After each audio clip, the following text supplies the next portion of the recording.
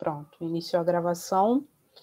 E, além da gente falar da primeira competência na aula de hoje, eu também vou mostrar para vocês a próxima proposta de redação, tá? A proposta 3, que vai ser um pouquinho diferente, como eu anunciei na semana passada. A gente vai ter algumas alterações, de forma que todos os alunos de todos os polos do PVS agora vão fazer as mesmas propostas e vão ler os mesmos documentos preparatórios para fazer essas redações, tá? Então, eu vou mostrar para vocês como é que vai funcionar essa nova estrutura, e eu acho que essa nova forma de fazer a redação vai ajudar vocês, porque vocês vão ver que vocês vão receber um material lá no SysPVS, lá vocês vão baixar um material que vai auxiliar muito vocês na hora de pensar em repertórios, pensar em argumentos, na hora de escrever as próprias redações, tá bom?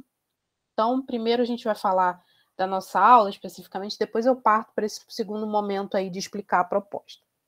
Então, como vocês acabaram de ouvir, a gente inicia hoje a preparação para o Enem especificamente, né? Alguns de vocês já sabem disso, mas outros talvez ainda não saibam, né? De que o Enem é um dos grandes diferenciais do Enem em relação à redação, é que eles divulgam os critérios de correção, né? No caso da UERJ, da PUC, os critérios são meio nebulosos. A gente sabe, eu sei algumas informações, porque alguns colegas já foram corretores desses vestibulares e passaram, mas, no geral, esses processos seletivos não divulgam quais são os critérios de correção, né? E o Enem faz isso, diferente de todos eles. Qual é a vantagem? Vocês podem estudar melhor dessa forma, porque sabendo que eles vão exigir de vocês, vocês podem fazer um estudo mais direcionado, né, de forma a conseguir a nota 1000 que todo mundo quer e todo mundo sonha, né? O que acontece? Eu já coloquei lá no nosso Google Classroom esse manual de redação que eu sempre falo para vocês e nunca tinha postado.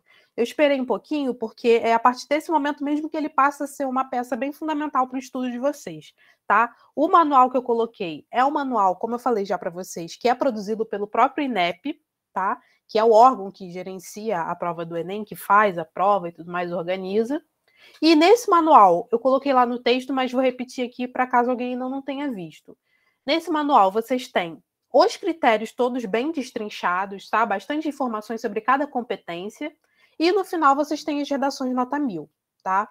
Essas redações, eu sempre falo que são bons exemplos porque são onde vocês querem chegar, né? Então, são redações de correção gramatical excelente, de história. Então, é sempre bom estudar por elas também, porque elas são o ponto final da nossa trajetória, né? São onde vocês querem chegar para realizar o sonho de entrar na universidade. Então, tudo que eu falar da aula de hoje até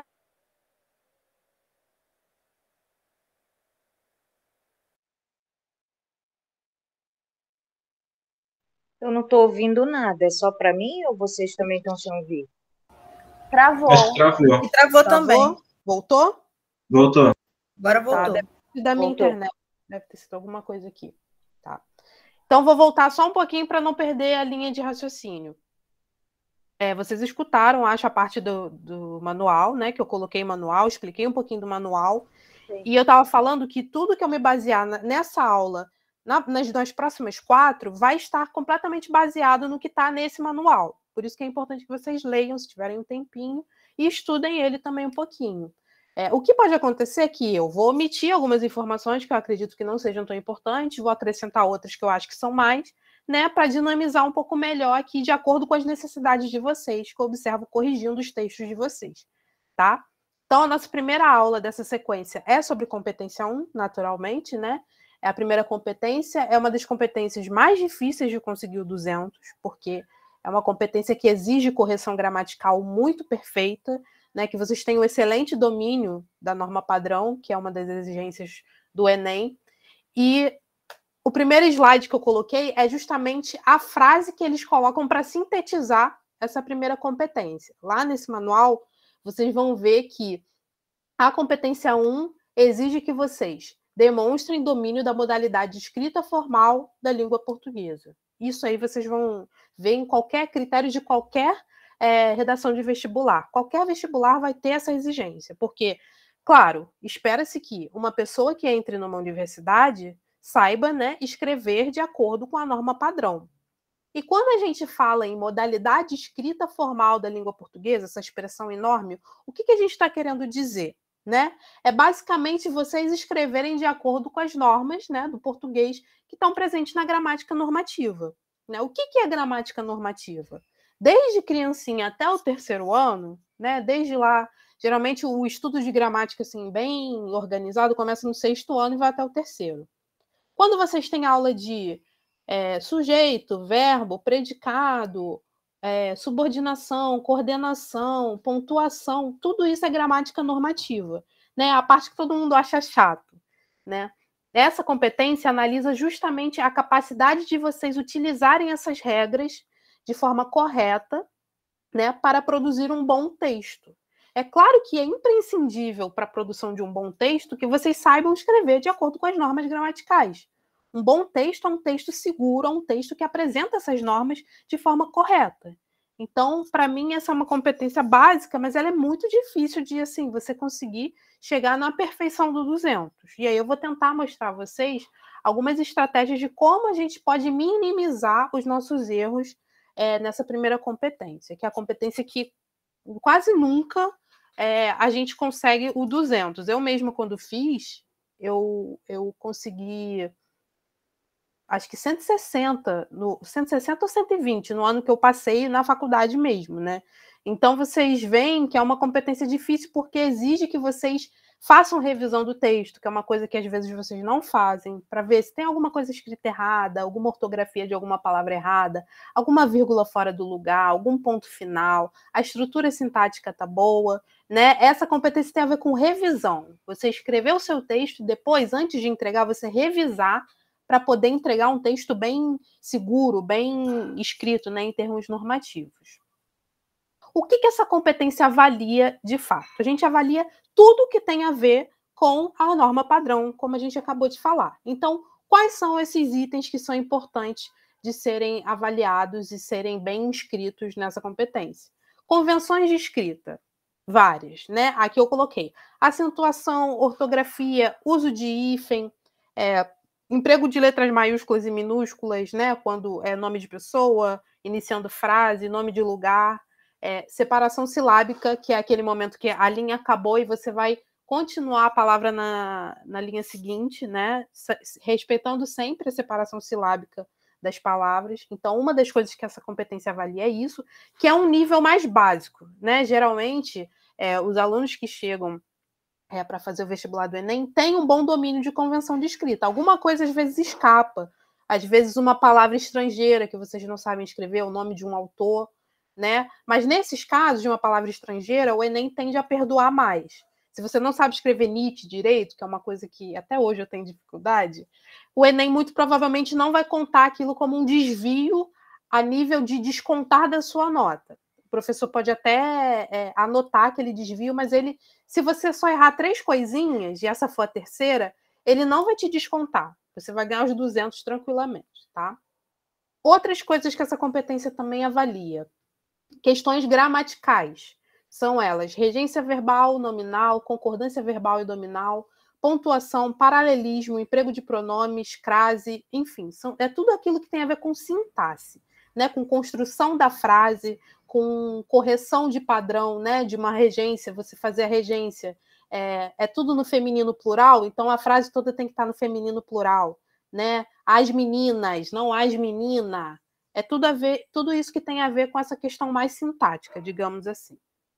Além disso, a gente também tem a avaliação da escolha de registro, né, que é a adequação à modalidade escrita formal, ou seja, é a ausência de uso de registro informal ou marcas de oralidade. É você não colocar no seu texto, aí não sei o quê, aí não sei o que lá, aí não sei o que lá, né? Esse tipo de marca de oralidade. Ou você colocar cara, não sei o quê, mano, ninguém vai fazer isso, né? Eu acredito, mas esse tipo de avaliação a gente faz para ver se vocês de fato estão escrevendo de acordo com isso aqui, né? A escrita formal, né? Sem cometer desvios, vícios de linguagem que a gente tem muito na fala, né? A gente tem que lembrar, a gente viu isso no início da nossa disciplina. Uma coisa é você falar, outra coisa é você escrever. Na fala, a gente tende a ser mais informal, mesmo em ambientes que a gente está em alto grau de formalidade.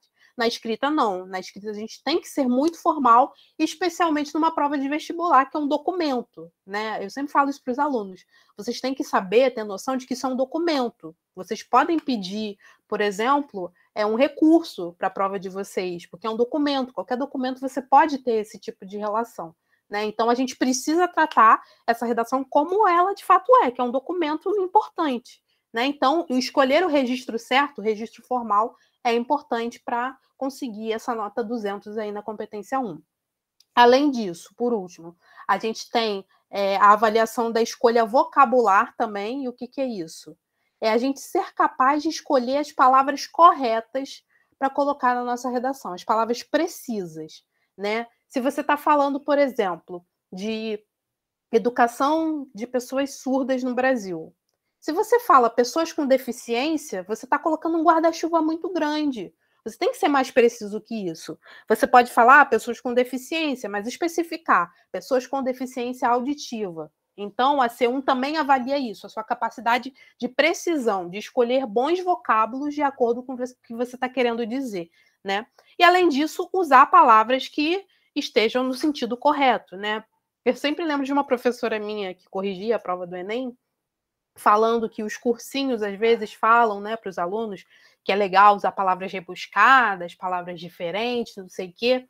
E ela pegou, assim, uma sequência, num dia, de redações que estavam cheias de palavras rebuscadas, usadas com significado errado. Então, assim, de nada vale você usar essas palavras se você não sabe o que elas significam ou em qual contexto você vai utilizar, né? Um texto bom não é necessariamente um texto rebuscado. Um texto bom é um texto em que você sabe o que você está falando, você tem segurança, você tem certeza. Se você não sabe o que quer dizer inconstitucionalissimamente, você não coloca, é melhor não colocar, né? Procura um vocábulo que é mais simples e é mais preciso, ao invés de colocar algo muito rebuscado que não vai contribuir muito com a sua redação, tá? E aí, voltando para o manual, como eu falei para vocês, é o documento talvez mais importante aí que a gente vai ter nesses próximos meses até o Enem. Lá no manual, vocês vão ver que tem uma descrição bem grande de C1, de questões que são avaliadas, até mais ampla do que eu coloquei aqui por conta do nosso tempo. E aí, no final, vai aparecer esse quadro. Esse quadro tem a ver com a pontuação da competência. Todas as competências, né, naturalmente, vão ter esse escalonamento, essa queda aí de pontos, de acordo com os requisitos que você deixa de cumprir. Então, 200 é o máximo, vocês já sabem, e 0 é o mínimo, né? E a cada degrau que desce 40 pontos juntos. Então, 200, que é o sonho de todo mundo, que é o perfeito, maravilhoso. O que a pessoa que tirou 200 faz na redação dela em relação a isso que a gente acabou de falar, de questões gramaticais, de sintaxe, de escolhas de palavras? Ela demonstra excelente domínio da modalidade escrita formal da língua portuguesa e de escolha de registro. Desvios gramaticais ou de convenções da escrita serão aceitos somente como excepcionalidade e quando não caracterizarem reincidência. Quando a gente corrige redação Enem, o que a gente faz? A gente contabiliza, para ficar mais fácil do que essa descrição meio vaga que eles dão aqui. Então, eu coloquei aqui do lado como geralmente se corrige. Para tirar 200, o que acontece? A pessoa geralmente cometeu até 2 erros. Então, por exemplo, ela esqueceu uma vírgula e um acento. São 2 erros diferentes. Ela mesmo assim vai tirar 200, porque é o que eles falam aqui, ó. Desvios gramaticais ou de convenções de escrita serão aceitos somente como excepcionalidade. Eles não acreditam que o aluno não saiba usar vírgula. Ele sabe sim, só que naquele momento ali, de repente escrevendo rápido, ele esqueceu, tá? Então é essa forma que eles usam para avaliar. Eles acreditam que se você errou até 2 coisinhas, aquilo não significa que você não saiba, só de que você estava distraído, de repente passou sem fazer uma revisão e não caracteriza como um erro gritante. Descendo um degrau da escada, 160 pontos. Demonstra bom domínio da modalidade escrita formal da língua portuguesa e de escolha de registro, com poucos desvios gramaticais e de convenções de escrita. Então, vocês percebam que a diferença de nível aí é muito sutil, né? Assim, eles colocam coisinhas e aí a gente, convencionalmente, colocou essa numeração de erros para poder chegar num consenso, porque eu posso achar uma coisa, um outro colega meu pode achar que vocês merecem outra pontuação. Então, a gente convenciona quantidade para todo mundo pontuar da mesma forma. Então, nessa segunda faixa aqui, já está uma pessoa que cometeu de 2 a 10 erros. Então, 3, né, na verdade. De 3 a 10 erros. Então, uma pessoa que errou uma vírgula, um ponto final, uma acentuação e uma ortografia de uma palavra, já são erros mais variados e em mais quantidade. Então, ela já cai para esses 160 pontos. Descendo mais um degrau da escada, 120. Demonstra domínio mediano da modalidade escrita formal da língua portuguesa e de escolha de registro, com alguns desvios gramaticais e de convenções de escrita. Então, são mais de 10 erros. Aqui, geralmente, é quando você percebe que o aluno não sabe usar alguma regra. Ele não sabe pontuar a palavra, pontuar a oração. Ele não sabe escrever tal palavra. Ele não sabe colocar ponto final. Ele não sabe usar crase, tá? Porque são erros reincidentes que acontecem muitas vezes. Toda vez que tem um A craseado, ele não coloca crase. Então, digamos, no texto dele tinha 5, ele errou as 5, né? E com muita reincidência. Além disso, ele errou onde coloca vírgula, onde coloca ponto final, ortografia de palavra, né? São erros mais problemáticos, digamos assim. Daqui para baixo, já é um nível assim, problemático, gramatical, que é muito difícil até de avaliar.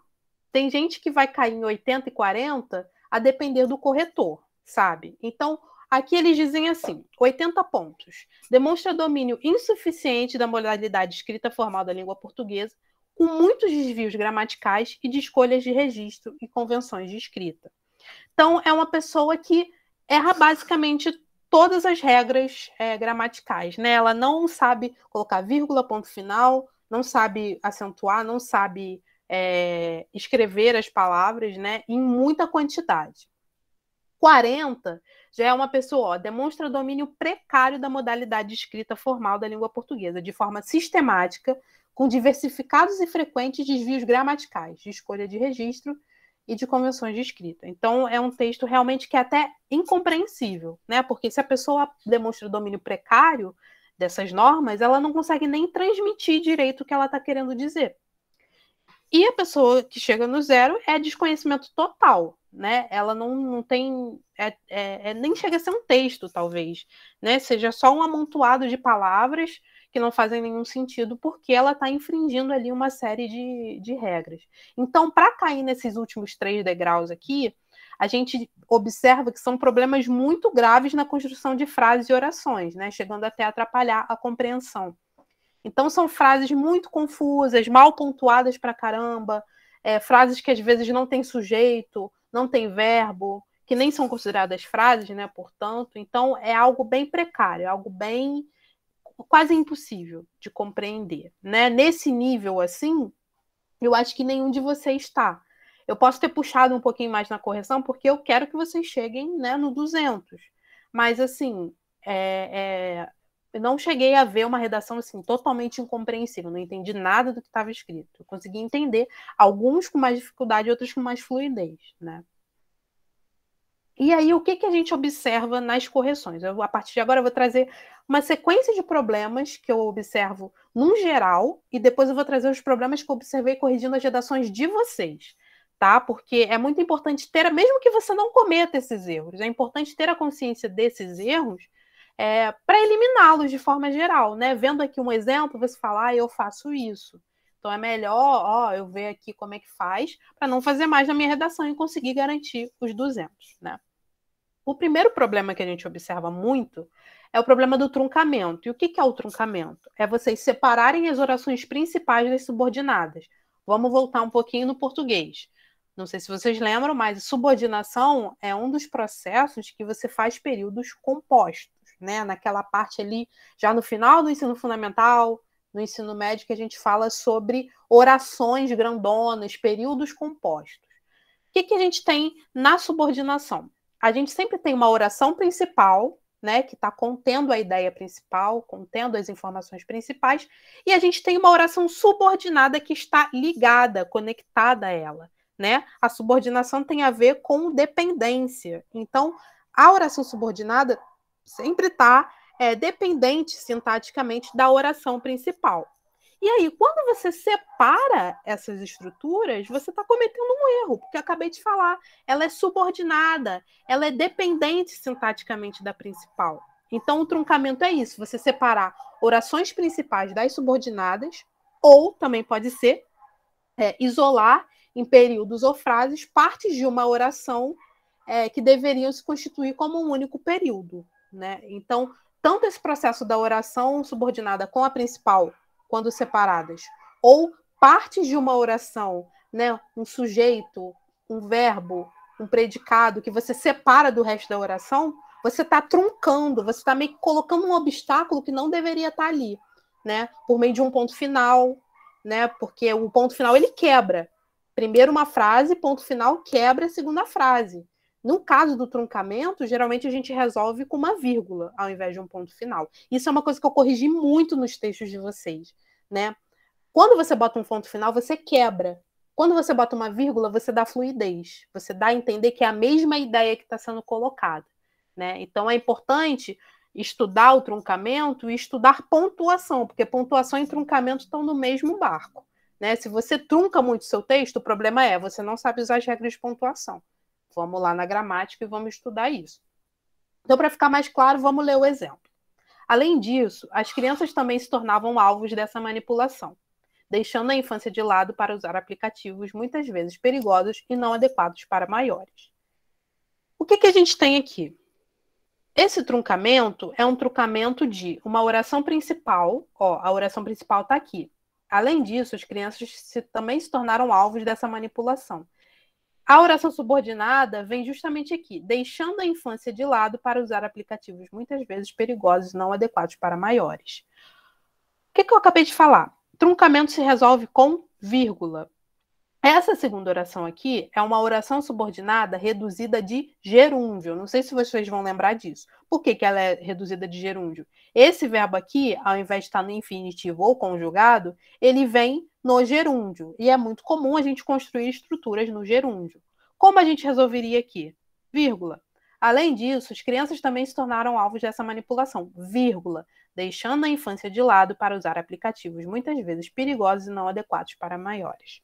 O que a gente faz com a vírgula? A gente dá fluidez, né? Essa ideia aqui, quando coloca um ponto final, está rompendo. Crianças se tornaram alvos dessa manipulação. Ponto.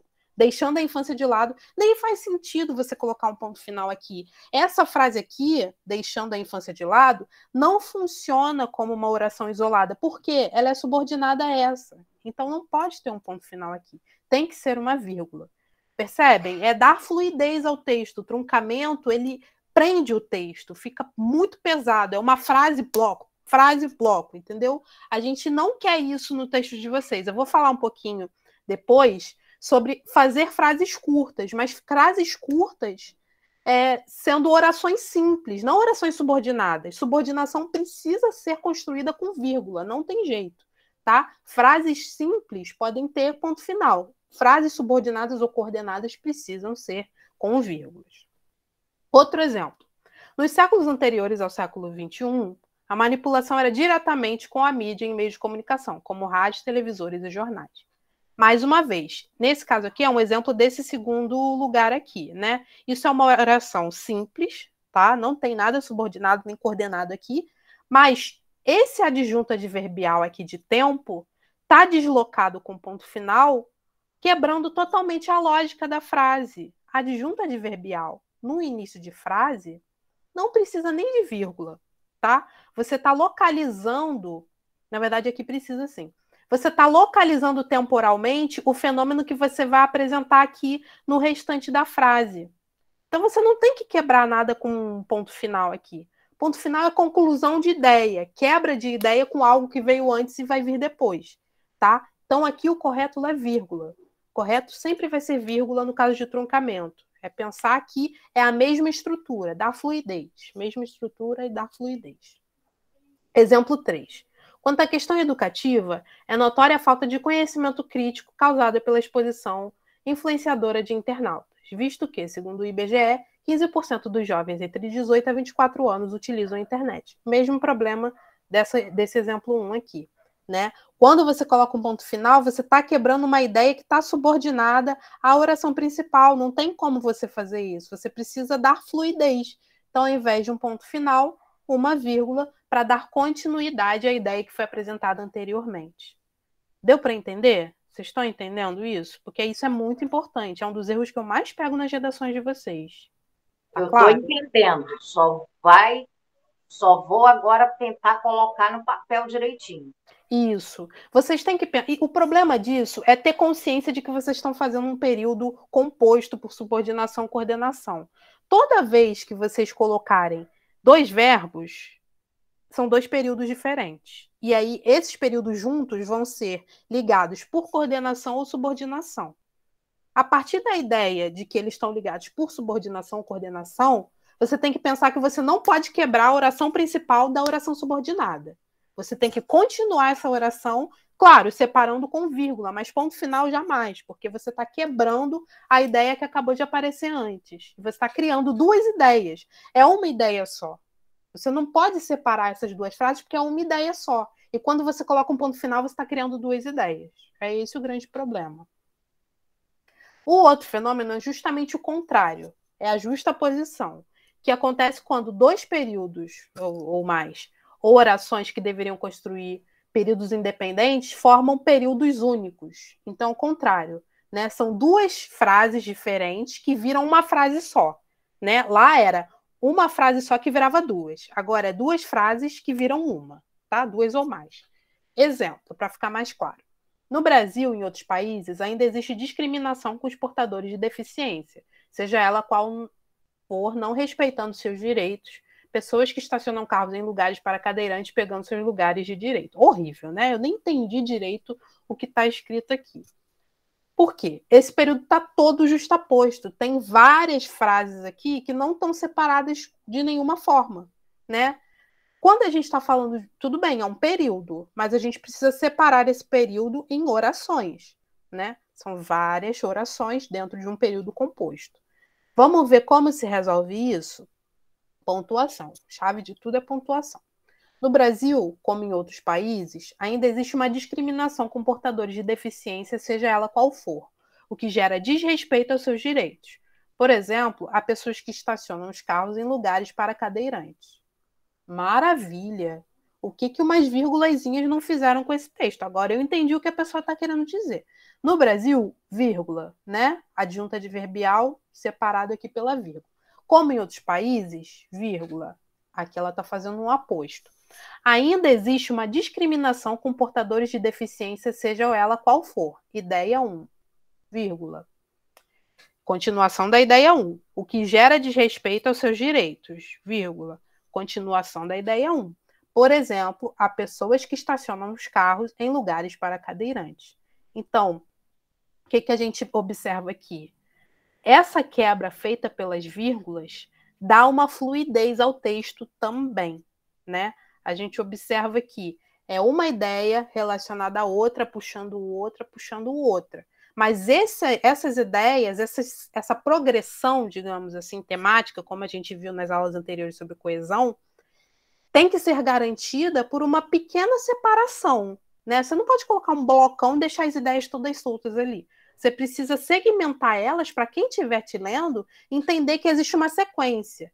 Existe discriminação, e essa discriminação gera desrespeito. E isso é exemplificado por tal situação. Na frase anterior, a gente não entende isso, que existe uma lógica de gradação. Nessa segunda frase, sim. A gente entende que existe discriminação, essa discriminação gera desrespeito, e esse desrespeito é observado nas seguintes situações. Aqui você não entende isso. Você não entende que é uma sequência lógica. Por quê? Pontuação. Por quê? Está tudo justaposto, está tudo colado e não deveria estar colado, né?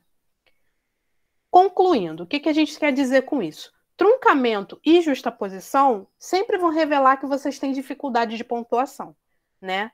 Porque é o que eu acabei de falar. Vírgula para orações, né, períodos subordinados e coordenados é fundamental, né? E isso é uma das regras de pontuação. Se vocês não sabem regras de pontuação, vocês não vão executar na hora de fazer essas estruturas coordenadas ou subordinadas.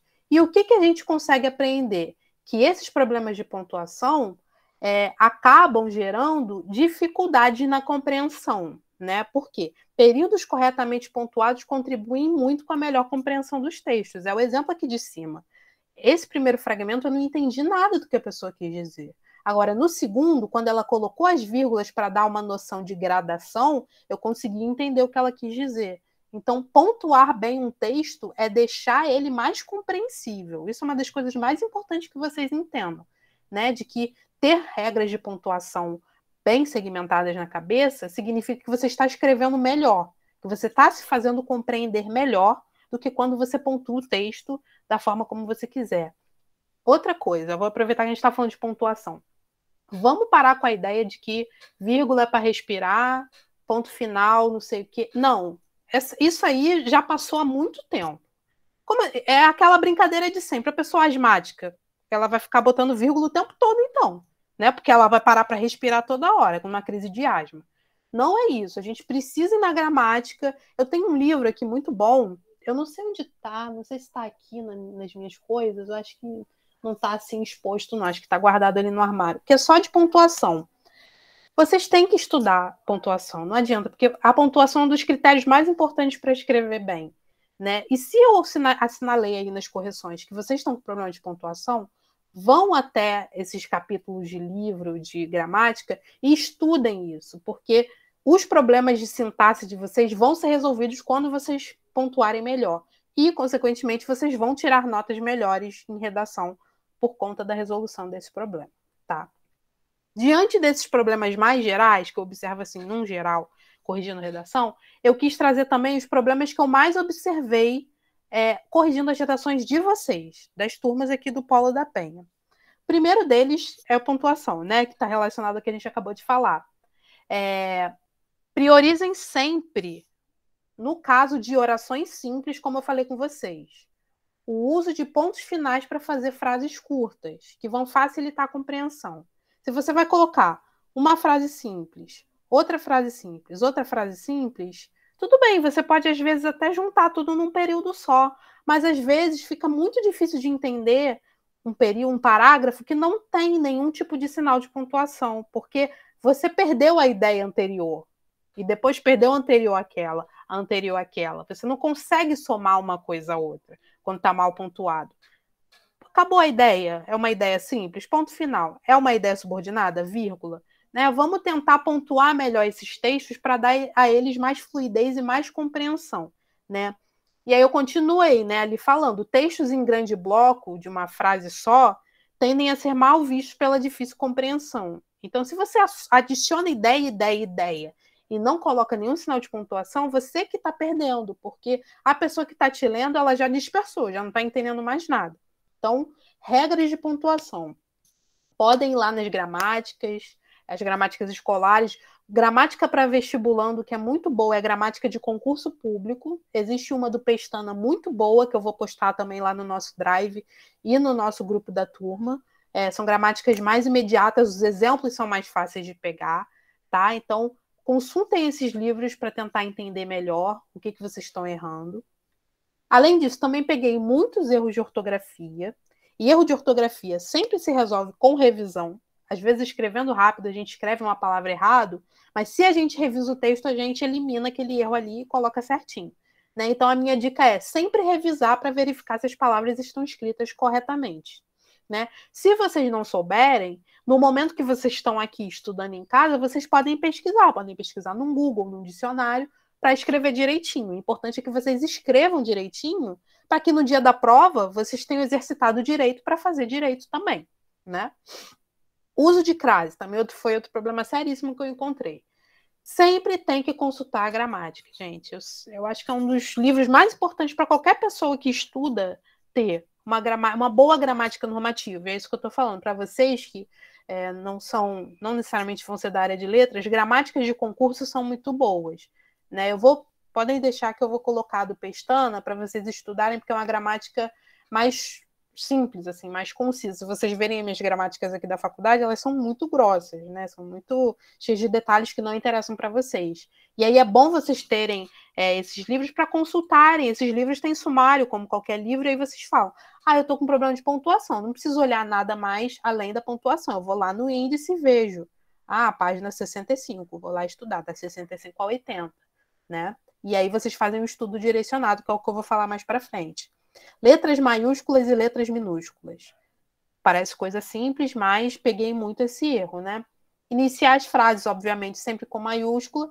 E lembrar que nomes de lugares, pessoas, às vezes conceitos também, né? De áreas do conhecimento, tudo em letra maiúscula, né? É um erro bobo, mas que eu pego muitas vezes, né? E às vezes em redações que estão muito boas, a pessoa comete um deslize de colocar o nome de uma pessoa, de um escritor, com letra minúscula. E aí, diante de todos esses problemas que eu coloquei, sempre surge aquele pânico. Meu Deus, eu não sei nada, eu tenho que estudar a gramática do início até o fim. Como é que eu vou ter tempo para estudar gramática no meio de um monte de matéria, de trabalho, de tudo? Não é assim. Ninguém vai virar especialista em gramática em 3 meses, 2 meses, tá? Nem eu, nem ninguém, nem professor, doutor na UFRJ, em letras, tem esse domínio todo gramatical. O que a gente tem que fazer é verificar onde está a minha maior dificuldade. Nas redações que eu corrigi, por isso que eu gosto de corrigir com atenção, e eu demoro às vezes, né? O que eu apontei de problemático para você? Eu corrigi muito a sua pontuação? Eu corrigi muito a ortografia? Eu corrigi muito a acentuação? Depois que você identificar, olha, eu tive 5 erros de pontuação, 7 de ortografia, 3 de crase, vou começar a estudar isso aqui.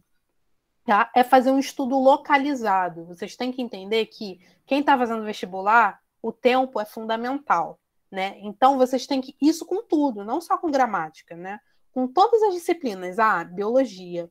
Poxa, eu tenho muita dificuldade em genética, mas eu sou bom em, sei lá, os sistemas, sistema digestivo e tudo mais.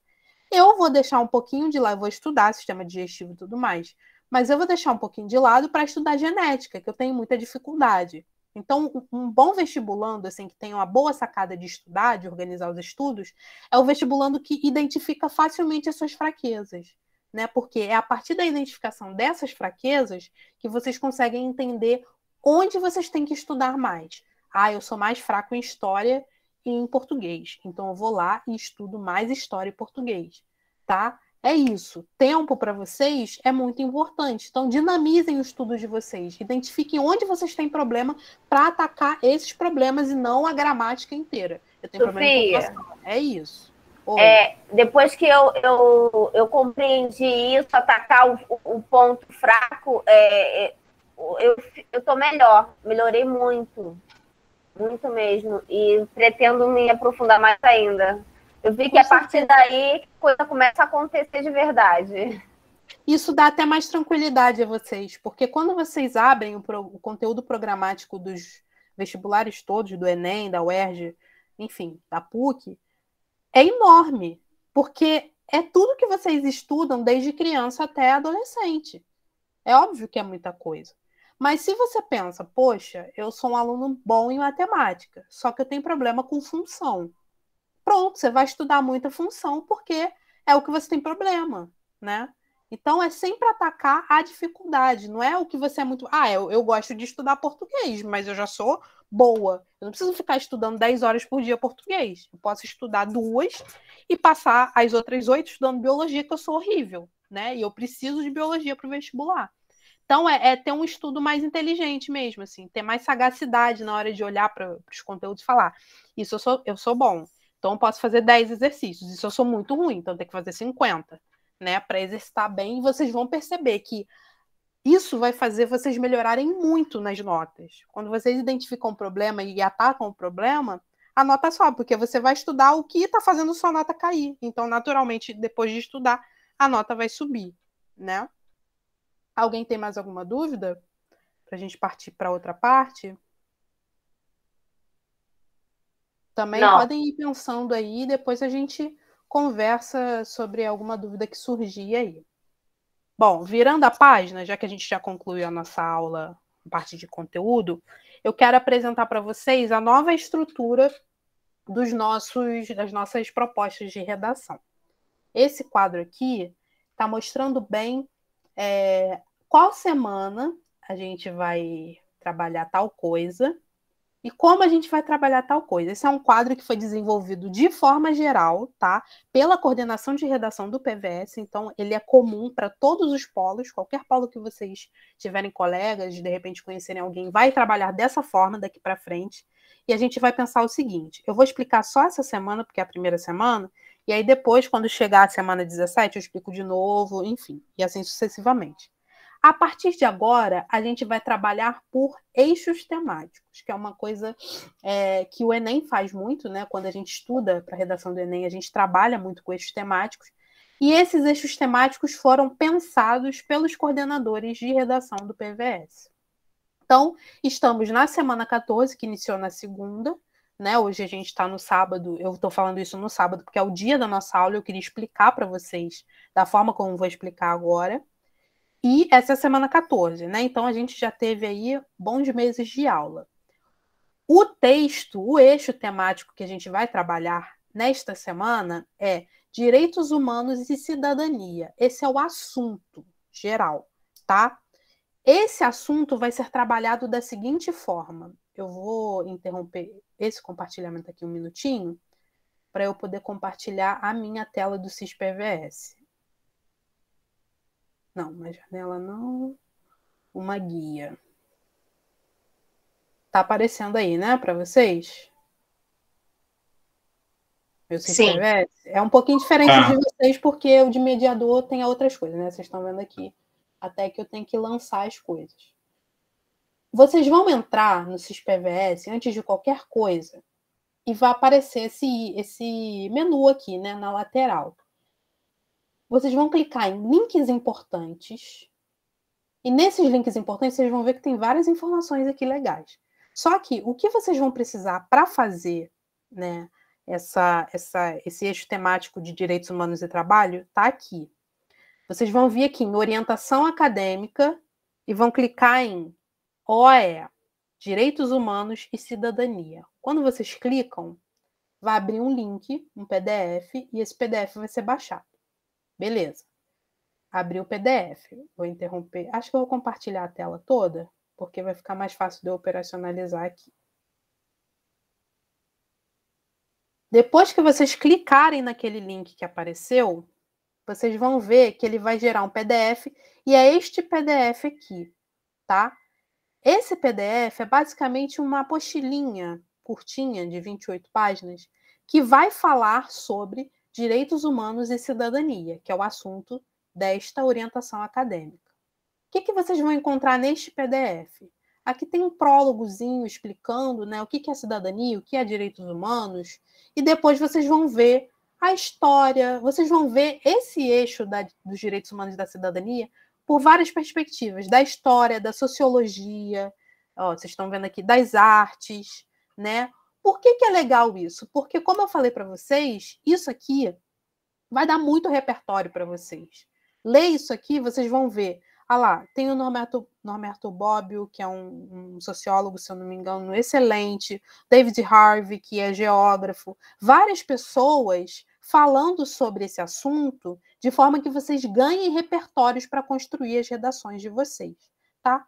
Vocês vão ler esse documento todinho, se for possível, né? É bom que leia tudo, mas tem aqui, ó, no final bastante bibliografia, muitas páginas de bibliografia. E depois de ler, vocês vão acessar a proposta que eu vou enviar a vocês sobre este assunto, né? Direitos humanos e cidadania.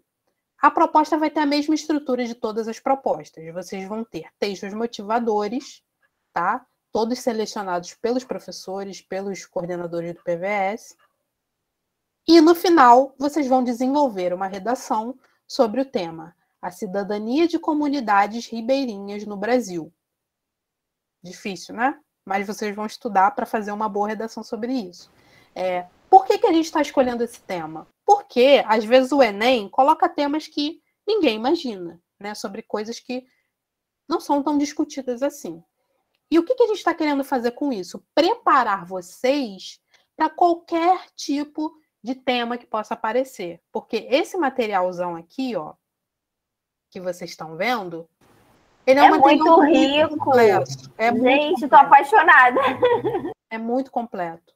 Todo aquele trabalho de pesquisa que eu falava para vocês, gente, antes de fazer a proposta, dá uma lidinha num site, um vídeo no YouTube, um filme. Vocês não vão mais precisar fazer isso. Aqui já está tudo incluído, tudo que vocês precisam saber para produzir uma redação, tá? Então, eu vou retomar aqui todas as etapas para vocês entenderem melhor. Então, estamos na semana 14, essa é a terceira proposta que eu estou passando para vocês. O eixo temático, o assunto é Direitos Humanos e Cidadania, e o tema da redação é a cidadania de comunidades ribeirinhas no Brasil. Pergunta, professora, como fazer a redação? A partir de agora, a gente vai pensar em etapas, né? Então, quais são essas etapas? Eu acabei de falar. Acessar o texto referente ao OAE no SIS-PVS, as instruções estão aqui. Entrar no SIS-PVS, ir na aba Links Importantes, ir na coluna Orientação Acadêmica, acessar o texto Direitos Humanos e Cidadania. Acessando, vocês vão clicar, vai baixar um PDF, vocês vão ler atentamente esse PDF para se aprofundar, vão marcar o que vocês quiserem, podem ir anotando já ideias que vocês acharem interessantes para usar como repertório, como contextualização. Depois vocês vão ler a proposta, que é essa aqui, que eu acabei de mostrar a vocês, tá? Depois de lerem aquele documento, vocês vão ler a proposta, que eu vou enviar no grupo e vai ficar no Google Classroom da nossa turma. Depois dessa leitura toda da proposta, desse documento, vocês vão fazer o planejamento do texto, tá? Aquele planejamento que a gente vai ver. O que vai ter na introdução? Qual é a minha tese? Qual vai ser meu argumento 1? Qual vai ser meu argumento 2? Como eu vou concluir esse texto? E, enfim, depois dessa preparação toda, vocês vão escrever a redação, tá? Ficou claro essas etapas? Eu vou compartilhar esse documento no grupo para vocês terem acesso a isso e vocês, obviamente, tirem dúvida comigo. Deu para entender? Sim. Sim, não. Sim, nossa, isso Sim. vai ser ótimo, porque acho que isso enriquece muito na hora de fazer a proposta de intervenção, assim, no meu caso. Sim, eu acho que ajuda muito também nos repertórios, né, em deixar a redação mais rica, mais interessante. Nos repertórios também. Vai ser muito bom. E vocês vão aprender muitas coisas também, né, de repente coisas que vão ajudar em história, em geografia, bem legal. Prazo final de entrega, dia 2/10. Estou dando 2 semanas para vocês. Não quero dar mais do que isso, porque se eu der mais do que isso, vai atrapalhar na semana 17. Então, a gente vai ter que entregar religiosamente no dia 2, até o dia 2, tá? Eu preciso muito da colaboração de vocês agora para que vocês entreguem no prazo certinho, porque senão vai ficar atropelado. Vocês estão vendo, ó. Outubro, então, vai ser intenso. Outubro e novembro vai ser intenso, porque são 2 em um mês. Então, vou dar essa primeira proposta para ser feita aí em 2 semanas, depois a gente negocia isso aqui, tá? E eu conto com vocês entregando de fato em 2 semanas. Dessa vez eu não vou aceitar depois do prazo, tá? As outras 2 eu aceitei. Dessa vez eu não vou aceitar mais, tá? Então, conto com vocês, com a pontualidade de vocês, né? Daquele esquema de sempre, entrega por e-mail a foto da página, né, que vocês tiraram, numerando as linhas, letra bonita, dedicação, podem vir tirar dúvida comigo, tá? Quero que vocês façam o melhor aí que for possível e estudem mesmo. Leiam esse documento, tá? Ele é 28 páginas, mas na verdade são umas 23, mais ou menos, porque 5 são bibliografia. Então não é nada demais, tá? E contem comigo para tirar dúvidas. Podem me mandar mensagem no WhatsApp, tá? Se vocês não entenderam alguma coisa. Coloquei de novo aqui a lista de presença no chat. Assinem, tá? Porque como vocês viram a Thaís falando lá no grupo, muito importante vocês assinarem para garantir a isenção lá no CEDERJ, quem for fazer. E é isso, tá? Ficou alguma dúvida ainda? Algum problema? Ou podemos ir almoçar? Por mim, tudo bem? Então, eu vou finalizar. Eu querer almoçar, mas querendo ficar para saber um pouquinho mais, mas Tá fantástico. Ai, que bom, gente, que bom. Eu gosto muito de dar aula para vocês também. Fico feliz quando vocês interagem. Então, nosso compromisso é fazer a redação até o dia 2, ler essa proposta bem, ler esses textos aí que a gente vai ter para usar como base e entregar pontualmente no dia 2 por e-mail, tá? Eu vou enviar tudo isso no grupo e também vou enviar, deixar lá, na verdade, no Classroom, tá bom? Perfeito, professora. Obrigada. Obrigada a vocês, gente. Bom final de semana. Até semana que vem. Eu também, Sofia. André, quer falar alguma coisa? Não, você pode até semana que vem. Ah, tá. Um beijo, gente. Até semana que vem. Tchau, tchau. Gratidão.